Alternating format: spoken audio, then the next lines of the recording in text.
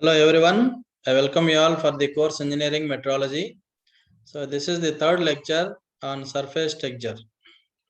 So the contents of the today's topic are recalling of the lecture 2, and then we will discuss what is form factor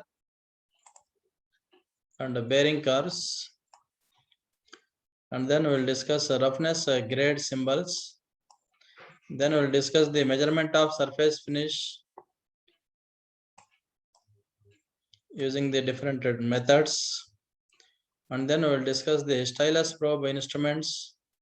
So in that we will discuss the profilometer for measurement of the surface roughness, and then we will summarize the today's topic contents.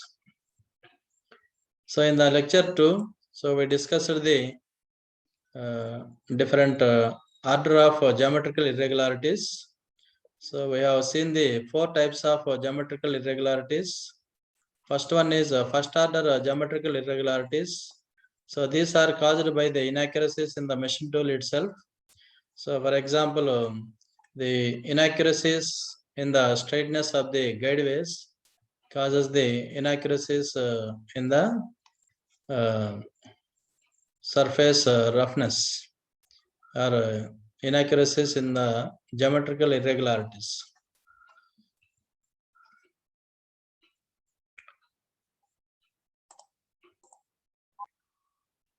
So the inaccuracies in the straightness of the guideways causes the irregularities on the workpiece. Second one is the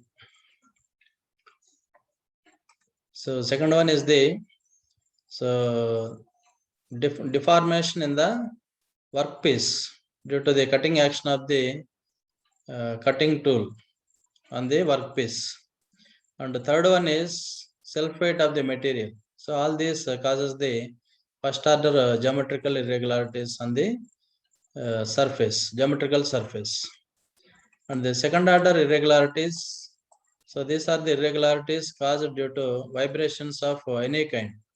So chatter marks on the workpiece causes the second order irregularities. And the third order irregularities, so these are the irregularities caused by the machining due to characteristics of the process. So that is, so imperfect cutting speed, feed and depth of cut causes the third order irregularities. And the fourth order irregularities, these are the irregularities caused by the rupture of the material during the separation of the chip. And then we will discuss what is sampling length. It is the length of the profile that is necessary for the evaluation of the irregularities to be taken into account. So it is also known as the cutoff length. And then we understood what is lay. So lay is the direction of the predominant surface pattern produced by the tool marks or scratches. So it is determined by the method of production used for producing the surface. So we have seen the 3 types of methods for evaluating the primary texture of a surface. So we have seen the average roughness values are assessed using the 3 statistical criteria. One is central line average method, and another one is root mean square method, and the third one is 10-point height method. So, and then the first method is for measuring the surface roughness is peak to valley height method. So this measures the maximum depth of surface irregularities over a given sample length, and the largest value of the depth is accepted as a measure of surface roughness. But the drawback in this method is that so it may read same H maximum for 2 largely different textures. So the central line average method is defined as the average value of the ordinates from mean line, so regardless of the arithmetic sign of the ordinates. And in the root mean square method, so we can define as a square root of arithmetic mean of values of square of ordinates of the surfaces, which are measured from the mean line. And in the 10-point height method, the average difference between 5 highest peak points and the 5 lowest valley points on surface texture is considered for measurement of the surface roughness.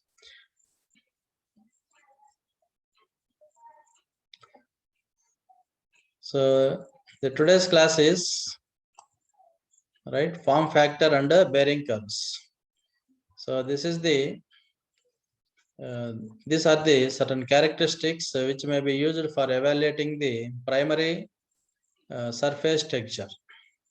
So this is form factor and bearing curve is one of the method for evaluating the primary surface texture. So what is form factor? So the load carrying area of every surface is often much less than might be thought. So this is shown by the reference to form factor. So in this figure, so we have seen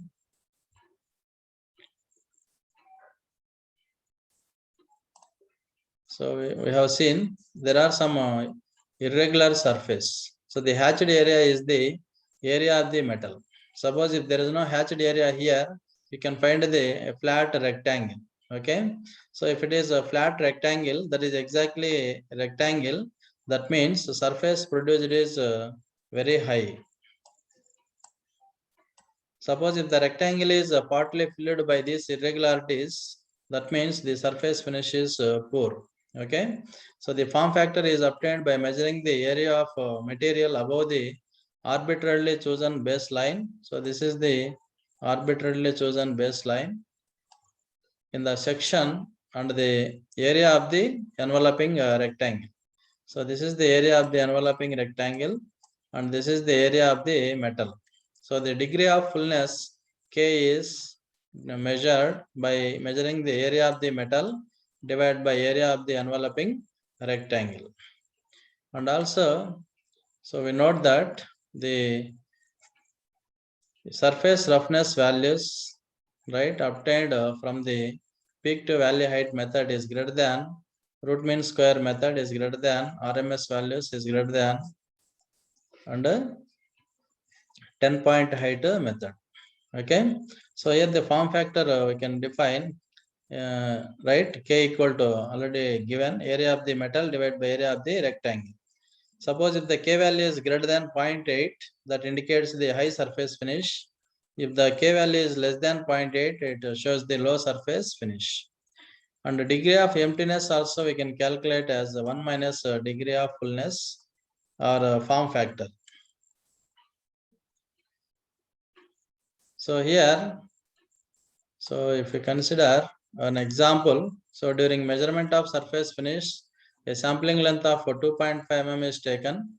Profile obtained with a magnification of 1000 times, shown below. The form factor is, so here the area of the rectangle is 50 microns multiplied by 2.5 mm. So if we convert this into millimeters, we have to multiply 50 into 10 power minus 3 millimeter into 2.5 millimeter, which gives the area of the rectangle. And what is the area of this hatched portion is given as 0.105 mm square. Therefore, we can calculate what is form factor. Area of the metal is 0.105 divided by area of the rectangle is 2.5 into 50 into 10 power minus 3. So which gives the value 0.84. So which is greater than 0.8. That means it is a rough surface. Similarly, the another question is given in the gate. Assume that the surface roughness profile is triangular as shown schematically in the figure. If the peak to valley height is 20 micrometer, then central line average value of the surface roughness is. So here the central line average value RA equal to 1/4 of the peak to valley height method. Peak to valley height method.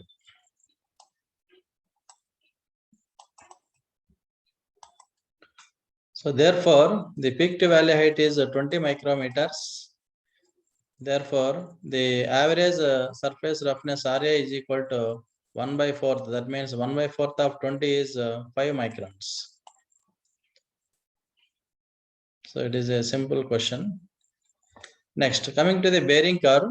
So bearing curve is also called Abbott's bearing curve. So this is determined by adding the lengths A, B, C, etc. at depths X, Y, and Z below the reference line. So this is the reference line. So here X, right? X is measured from the reference line, and Y is 2 times the X, and Z is the 3 times the X. And this curve indicates the percentage bearing area, which becomes available as the crest area worn away. So here we have the two plots. One is this is the roughness profile plot, and this second plot is bearing curve, right? By adding A plus B plus C at a different high depths X, Y, and Z, so we'll get this curve. So this is called the bearing curve. Next, statement of surface finish. So surface finish can be represented by a single variable, single value, or by the range of values. So it is expressed as area value in microns. If a single area value is stated, so it is understood that any area value from 0 to that stated is acceptable. So let us, if area is equal to 5 microns. Okay, what does it mean? So you can accept, it can be accepted in between 0 to 5 microns. 5 microns. So you can also represent the surface finish as a limiting values. So there is both the minimum and the maximum area values needed to be specified. So this shall be expressed as follows, right? So area can be expressed either in this fashion. So 8 by 16, 8 is the minimum value, maximum is 16, or in the range 8 to 16. So in the two ways, we can represent the surface finish by limiting values. So these are the roughness grade symbols. So if the roughness grade is represented by the inverted triangles, so that indicates finishing operations. As the number of triangles are more, so more surface finish. So here N1, N2, N3 represents the super finishing operations whose roughness values may be less than 0.25 mm. And N3, N4, N5, N6 is represented by 3 triangles, that is a lapping or buffing. It represents the lapping or buffing operation. So the surface roughness value is less than 0.8 mm. And N7, N8, N9 represents it represented by the 2 triangles. So this represents the polishing and finish grinding operation. So whose surface roughness value is less than 6.3 micrometers.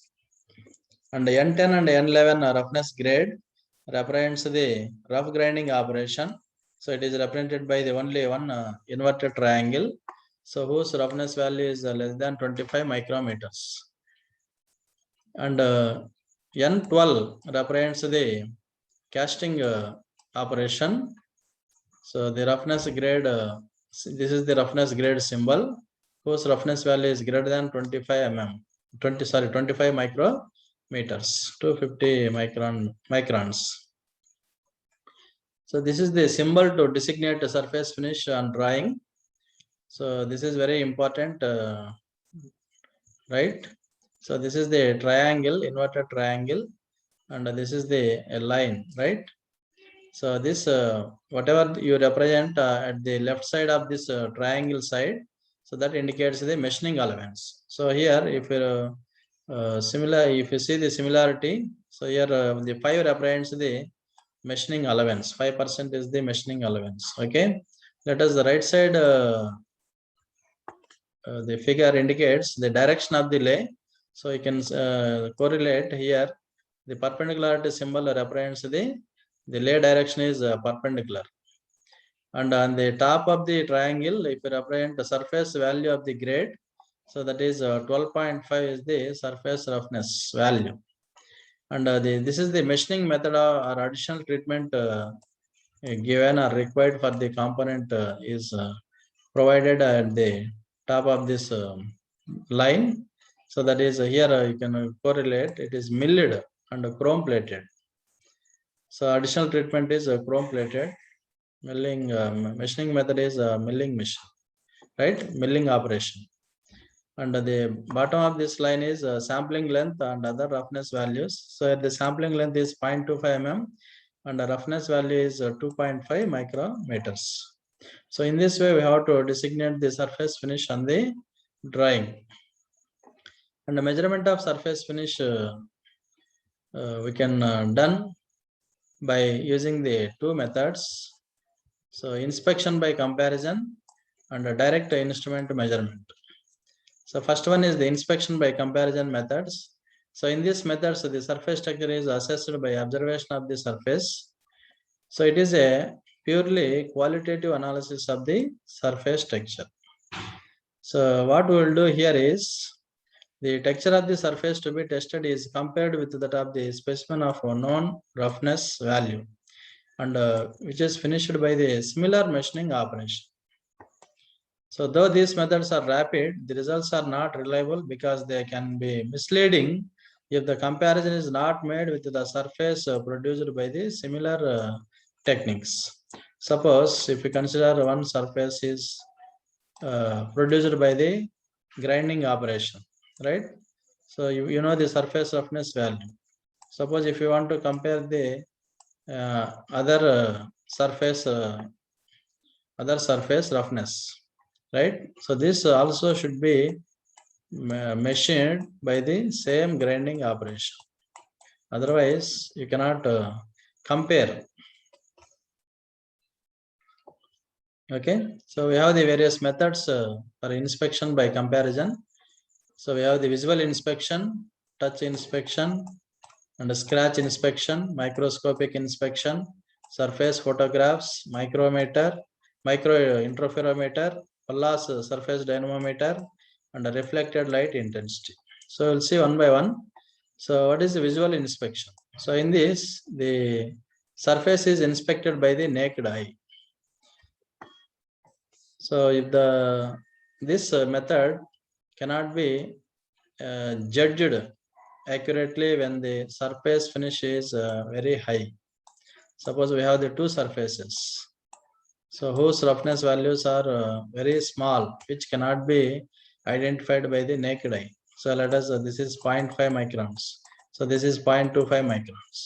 So our naked eye cannot be judged which surface is rough surface and which surface is the smooth surface. So therefore, it is limited to only rough surfaces. So visual inspection is limited to only rough surfaces. And similarly, the touch inspection. So this method can simply assess which surface is more roughness and which surface has the less rough. So it cannot give the degree of surface roughness. Secondly, the minute flaws cannot be detected by the touch inspection. So because we are using the finger, and we are placing the finger and we are moving the finger along the surface length, along the length of the surface. So at a speed of 25 mm per second, and the irregularities as small as 0.0125 mm can be detected. So this finger cannot be detected by the minute flaws. But in the modified method, so we use the tennis ball. So it is rubbed over the surface and the surface roughness is judged. So here the tennis ball is taken and it is rubbed against the surface which is to be measured. So the tennis ball may be worn out or wear out. So based on the wear occurred on the tennis ball, so we can judge which surface is more rough and which surface is less rough. And there is a scratch inspection. So in this method, we use the soft material like lead, babbitt, or plastic, so which is rubbed over the surface to be inspected. So the impression on the scratches on the surface produced is then visualized. So here the soft materials is rubbed against the surface which is to be inspected. So what happens? The scratch marks will formed on the soft materials like lead or babbitt or plastic material. So here the depth of scratches or impressions on the soft materials provides the qualitative assessment. So if it is a rough surface, the depth of impressions are more on the soft materials. If the surface is a smooth surface, the impressions are right, depth of impression is less. So based on that, in the scratch inspection, we can visualize which surface is good rough surface and which surface is smooth surface. And then a microscopic inspection. So this is the best method for examining the surface texture by comparison. So in this, only a small surface can be inspected at a time, and several readings are required to get an average value. Because there is a microscope, so workpiece is placed under the microscope. Okay, the area, right, covered by the microscope is less. So small surface can be inspected. If it is a large surface, we cannot inspect, right, by the microscopic inspection. So in this method, a master finished surface is placed under the microscope and compared with the surface under inspection. So alternatively, a straight edge is placed on the surface to be inspected, and the beam of light is projected about 60 degrees to the workpiece. So the shadow is cast into the surface, the scratches are magnified, and the surface irregularities can be studied under microscopic inspection. And then there is a surface photographs. So in this method, the magnified photographs of the surface are taken with the different types of illuminations, so to reveal the irregularities. So in this, we adopt the vertical illumination and the oblique illumination. So in the vertical illumination, it is used, then defects like irregularities and scratches appear as dark spots, and the flat portion of the surface appears as the bright area. So in case of oblique illumination, the reverse is the case. That means the dark spots, the scratches appear as bright areas, and a flat portion appears as the dark spots. Photographs with a different illumination are compared and the results are assessed in the surface photographs. And a micro interferometer. So in this method, an optical flat is placed on the surface to be inspected and illuminated by a monochromatic source of light. So interference bands are studied through a microscope. So the scratches in the surface appear as interference lines extending from the dark bands into the bright bands. So the depth of the defect is measured in terms of the fraction of the interference bands. And Wallace surface dynamometer, so it is acts as a friction meter. It is a sort of a friction meter. So here we have the pendulum, and there is a shoe or skid. Okay, there is a skid or shoe, and the surface, this is the surface which is to be inspected. Now this pendulum is oscillate over the bearing surface. So the pendulum is damped to a bearing surface. So if the surface is a rough surface, what happens? So this pendulum takes the less number of oscillations because of more roughness, right? So friction is more between the shoe and the workpiece, so the number of oscillations will decrease. If the surface is a smooth surface, what happens? It takes the more number of oscillations over the bearing surface. That means the time of swing is a direct measure of the surface texture under Wallace surface dynamometer. And another method is reflected light intensity. So in this method, a beam of light of known quantity is projected upon the surface. So this light is reflected in several directions as beams of lesser intensity, and the change in light intensity in different directions is measured by the photocell. So there is a photocell, so which measures the intensity of light in different directions. So the measured intensity changes are already calibrated by means of a reading taken from the surface of a known roughness by some other suitable method. And then we will compare with the other methods. The second method is a direct instrument measurement method. This provides the quantitative analysis of the surface roughness. So these methods are enabled to determine the numerical value of the surface finish of any surface by using the instruments of stylus probe type operating on electrical principles. So the direct instrument measurement works on the electrical principles. So in these instruments, the output has to be amplified, and the amplified output is used to operate a recording or indicating the instrument. So this is the construction and working of stylus probe type surface texture measuring instrument. So this consists of, this is the roughness profile, right, which is having the some irregularities, and this is the stylus, and this is the skid. So here there is a finely pointed probe or stylus be moved over the surface of the workpiece. The vertical movement of this stylus caused due to the irregularities in the surface texture. So that can be used to assess the surface finish of the workpiece. So here the stylus is made of diamond or any such hard material is drawn over the surface to be inspected. So the movement of this stylus are used to modulate the high frequency carrier current or to generate a voltage signal. So the output is then amplified by a suitable means and used to operate a recording or indicating the instrument. Here there is a skid, right, which can be drawn slowly over the surface either by hand or by motor drive. So this stylus type instruments generally consists of these following units. One is the skid or shoe. Second one is a finely pointed stylus or probe, an amplifying device for magnifying the stylus movement and indicator, and a recording device to produce a trace, and a means for analyzing the trace.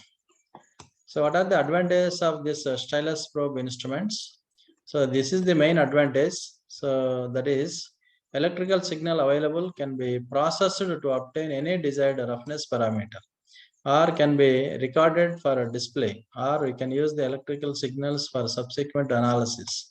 So that is why, so these stylus probe instruments are widely used for surface texture measurements, even though it has many disadvantages. So what are the disadvantages of this instrument? These instruments are bulky and complex. They are relatively fragile instruments. So initial cost is high. Measurements are limited to a section of a surface and needs skilled operators for measurements. And the distance between stylus and a skid and the shape of the skid introduce some errors in measurement for wavy surfaces. So while measuring the roughness, suppose if the surface is like this, wavy surface, so the skid should not fall into the valleys.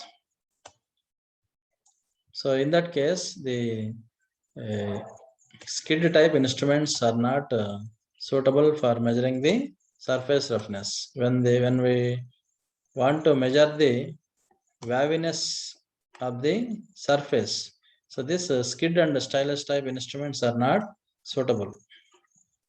So the stylus probe instruments currently in use for surface finish measurement are, one is a profilometer, second one is the Tomlinson surface meter, third one is the Taylor-Hobson telesurf meter, fourth one is the profilograph.